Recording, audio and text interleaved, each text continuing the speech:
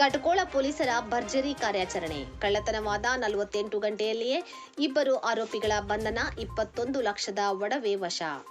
ಕಟಕೋಳ ಪೊಲೀಸರು ಮನೆಗಳ್ಳತನ ಪ್ರಕರಣವೊಂದನ್ನು ಕೇವಲ 48 ಗಂಟೆಗಳಲ್ಲಿ ಭೇದಿಸಿದ್ದಾರೆ. ಮಹಿಳಾ ಹಾಸ್ಟೆಲ್ ವಾರ್ಡನ್ ಮನೆಯಲ್ಲಿ ನಡೆದಿದ್ದ ಬರೋಬ್ಬರಿ 21 ಲಕ್ಷ ರೂಪಾಯಿ ಮೌಲ್ಯದ ಚಿನ್ನಾಭರಣ ಕಳ್ಳತನ ಪ್ರಕರಣದ ಇಬ್ಬರು ಕಿಲಾಡಿ ಕಳ್ಳರನ್ನು ಜೈಲಿಗಟ್ಟಿದ್ದಾರೆ.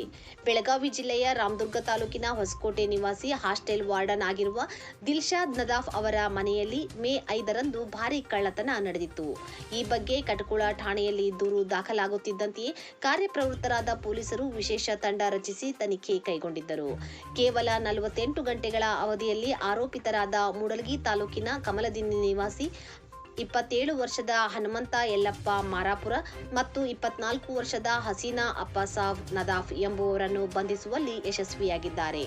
ಬಂಧಿತರಿಂದ ಸುಮಾರು 154.6 ಗ್ರಾಂ ತೂಕದ ಚಿನ್ನದ ಆಭರಣಗಳು, 45 ಗ್ರಾಂ ಬೆಳ್ಳಿ ಹಾಗೂ ಕೃತ್ಯಕ್ಕೆ ಬಳಸಿದ್ದ ಮೋಟಾರ್ ಸೈಕಲ್ ಸೇರಿದಂತೆ ಒಟ್ಟು 21,13,810 ರೂಪಾಯಿ ಮೌಲ್ಯದ ಮಾಲನ್ನು ಪೊಲೀಸರು ವಶಪಡಿಸಿಕೊಂಡಿದ್ದಾರೆ.